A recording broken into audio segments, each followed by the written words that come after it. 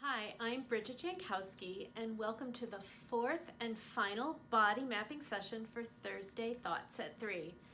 If you're here, congratulations, you did it. You made it through the first 3 lessons, and we've got one more for you. And today is about the jaw and the tongue and the neck. So let's get right into mapping the jaw.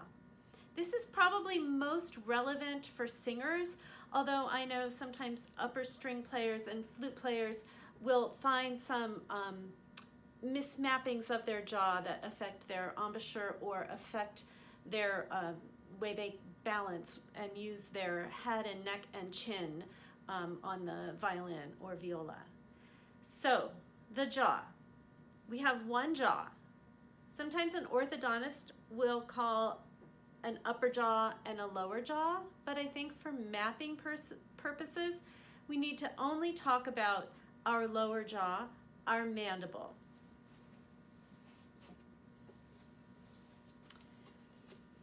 Your top teeth are actually in your skull. So if I want to move my top teeth as if it's a jaw, I can't move that without moving my whole skull. So you might want to make sure that your singers realize that it's the bottom jaw you're asking them to use when you're asking them to open their mouths. And it's important to map exactly where that jaw opens, where that joint is. That's the famous TMJ, the temporomandibular joint. It's right in front of the ear. You can see it there. So let's find it. If you go right in front of your ear and open your jaw, you'll definitely feel the movement.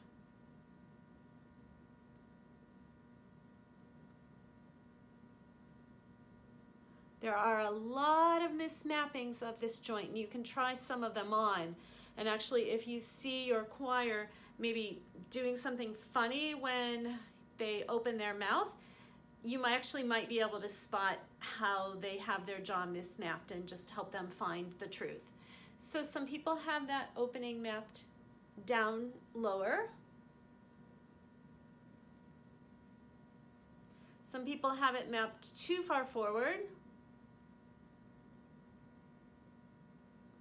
So just come back to the truth.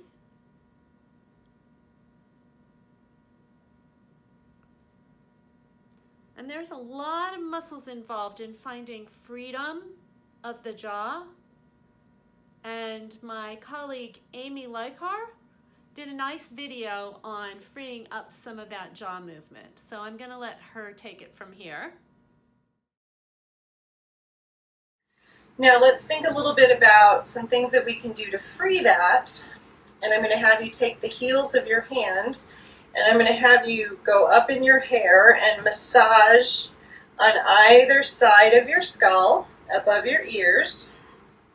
And while you're up there, just pause for a second and then open and close your jaw. And you'll feel those muscles moving under your hand.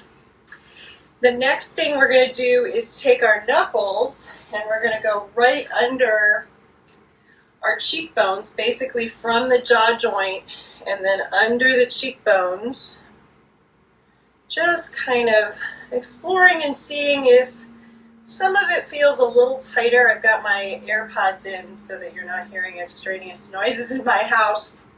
But so we're feeling these muscles right under your cheekbones, and you might find a spot that feels a little more tender, and you can just hang out there gently and say, hey, you don't have to work so hard. Now let's talk about the tongue. You may need a very, very detailed map of your tongue, and this slide shows how detailed some maps can be. But generally for your singers, a map like this is going to suffice. So you'll want to map the tip of the tongue, the blade of the tongue, the back of the tongue and the root of the tongue. You can palpate the root of the tongue just by finding that place underneath your jaw here. The tip of the tongue and the blade of the tongue are going to be very important for diction. The back of the tongue actually forms the front of the throat, and that is going to have the function of helping swallow. Now, singers might need to map the size of the tongue. Wind players also, this can be huge for them. Your tongue is pretty big. If you put your fingers here and swallow, you can feel how deep that tongue is in your mouth. You can also stick your finger, if you don't mind, right behind your front teeth, all the way down to the bottom of your jaw, and you'll feel the depth. And thinking about your tongue going all the way back and forming the front of your throat, and it actually connects to the hyoid bone, as you can see in this slide. The tongue is a muscle. It's actually a series of muscles. Most of our muscles in our body move our bones, but our tongue is a muscle that moves itself. So again, you need an accurate map that is adequate for your purposes.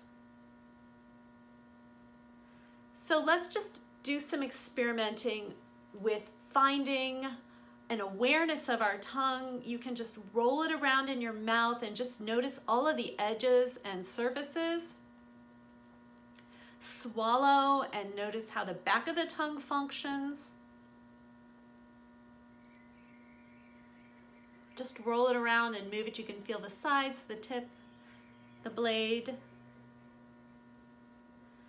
And having an awareness of this tongue is very, very important for diction. So whether you're doing a g or a k and feeling the way the back of the blade of the tongue needs to connect with the roof of the mouth, k, or the tip of the tongue for a T or a D, and just an awareness of the movement.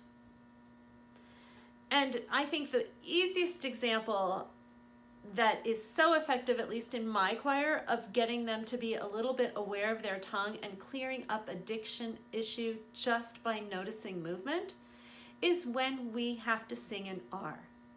So if you sing an R like a pirate, R, and you hold on to that nasty R that nobody wants to hear. When a conductor that I worked with recently called it the country R. It's a choice, but it's not usually the choice that we want our singers to make in our choirs. So ask them to make that really hard, ugly R and notice where their tongue is. R, and I can feel it right up at the edge of my top teeth. Sometimes the singer will say, it's wide. Now just ask them to sing that same R without letting their tongue do that. Keep your tongue by your lower teeth. Keep your tongue down. Ha. And you'll get that sound, and you can model it for them, of course. But if they're not aware of the movement that's creating that sound, it's going to be a lot harder. And this way is just so efficient. Hard. And then you can just get that little R right at the end if you want it, but usually I don't even need to give them that instruction. I just ask them, keep your tongue down, and that will take care of it.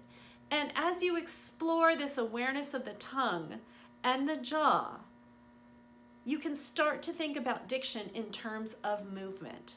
And gee, I need this to sound like that. What is the movement that's going to create it? Invite your singers to notice and create the movement, and the sound will be there for you. Now let's take a little bit of a closer look of some of those muscles of the head and the neck and the tongue and how they connect. Let's take another look at this very detailed slide. But what I want you to notice is the connections of the tongue to the skull. And here's the connection of the tongue to the hyoid bone. And just notice the muscular connection of the tongue to the skull. So whether or not you need to name those muscles and have a detailed map is up to you. But at the most basic level, understanding that there is a muscular connection from the tongue to the skull, and we're right back to the beginning, balance at the AO joint can affect free and easy movement of the tongue and diction. And if you have tongue tension, chances are it's going to be pulling your head off balance a little bit also. And one more slide before we conclude. I like this slide because it shows the space in the throat. In body mapping, we refer to the throat as the internal structures of breathing and singing, and the neck is the outside, the external structures, which is mostly the musculature of the neck. So an understanding of all of this space in the pharynx, from the nasal cavities all the way down to the trachea, can also help singers understand how bringing the AO joint off balance can compress the space, and that's why it affects their resonance. Thank you so much for your attention in these little body mapping lessons. I am available for more information or to answer your questions. My book, Body Mapping for Music Ministers, is available at GIA, along with many other body mapping books. And the websites, choralmapping.com and bodymap.org, also have more resources and information for you. So good luck. I hope this is just the beginning of your mapping journey.